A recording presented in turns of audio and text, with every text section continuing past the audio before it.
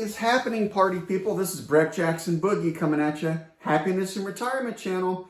And today I'm going to talk about one of my favorite pastimes and hobbies, fly fishing and fly tying. And today I'm going to share with you how I tie what I consider the second most effective fly in the world, the gurgler. The first most effective fly I did a video on prior to this, the clouser minnow. That's the most effective fly, I think, in the world that catches anything that swims. Now the reason I think this is the second most effective fly in the world is because it's basically a clouser. It's got the clouser, tail and flash, and kind of looks like a clouser with some foam on top of it. So that's the whole idea. This baby floats. So it's somewhere between a clouser and a popper, and that's why it makes it so effective. So I'm going to show you how I tie it. Let's get to it. All right, here we go, folks. So the first thing you're going to want to do is grab your hook, and I'm using a size 4 saltwater hook because I love to use these for speckled trout, redfish, and bass. But I love saltwater hooks because they last so much longer. So it's a number 4 saltwater hook. And grab your some thread and put it on the shank of the hook. Wrap it down to maybe halfway. Snip off the excess. Then I like to put in a little bit of body. We're going to go back up to the head. Tie some body in. We'll go down to the end. Just put a little body in, like so, with some chenille here. Cut that excess off. And the next thing that I'm going to do, which is super important, is put the bucktail on. And we're going with chartreuse and yellow today. So I'm going to put some chartreuse bucktail on there. Cut this bucktail real quick. Knock off the ends there, get it all cleaned up. Put it on there as long as you figure out how long you want that baby. That looks good to me. I'm going to put that bucktail in there. I like to wrap it down, make sure it stays. Put that baby on the shank of the hook, and you got yourself a nice looking bucktail that stands up a little bit. Cut the excess off here. Ba-boom.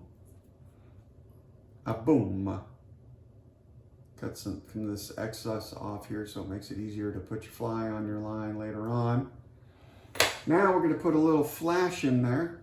Crystal Flash or Flash Shaboo or whatever product you like to use. Measure how long you want it. And cut that baby. Put that baby in there to the same length as your bucktail. Tie her down like you do with your women. Tie them down. You got to tie them down. You got to keep them happy.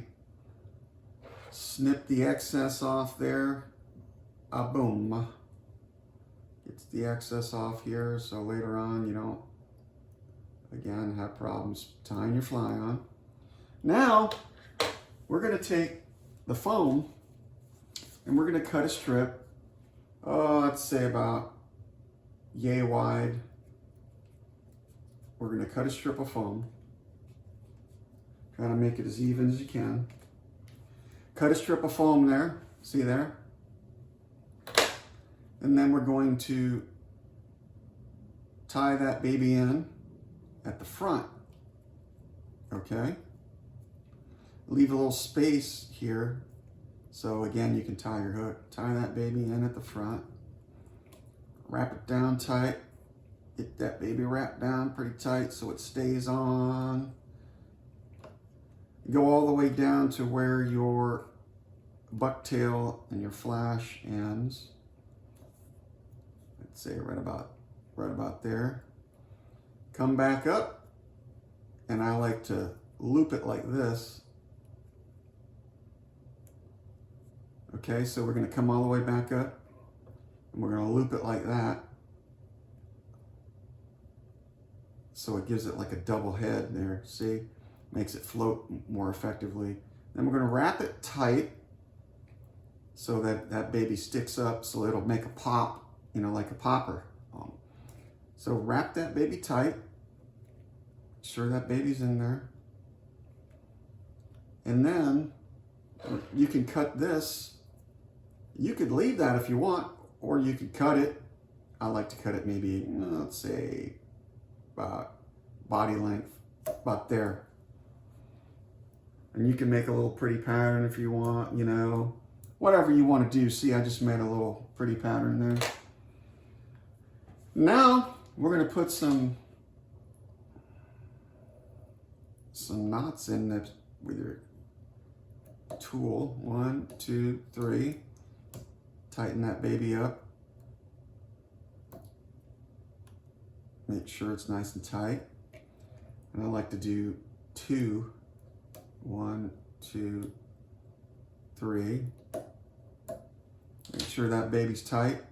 Tighten that baby down. Cut off your tie-in string. Put it back over here.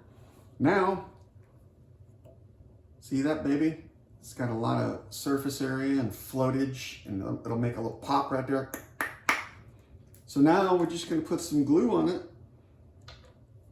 and we're going to use this fly-tight glue I got from Orvis. I like to use a lot of glue, make my flies a little stronger. And we can turn it. This rotary vise is nice. I'm going to put a link down. I'm an Amazon associate. I get a commission, but you guys pay the same. I will put a link down in the description for this vise. Or a vise just like it that I like on Amazon, because I don't think you can get this vise on Amazon. This is a Norvise. I'm not even sure they sell them anymore. I'm gonna look that up, Norvise. But this is a really nice vise I got like maybe 10 years ago.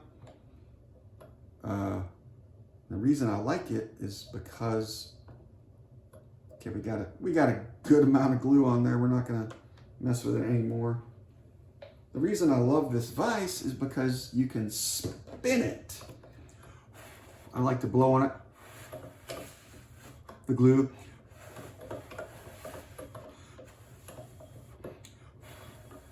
Dry it off. And there we go, people. There you have it. A beautiful little clouser-like fly called the gurgler. Halfway between the clouser and a popper is the gurgler. That's why I love it so much. Hope you enjoyed my material. If you do, hit subscribe and go to the next video. Peace out and thank you so much.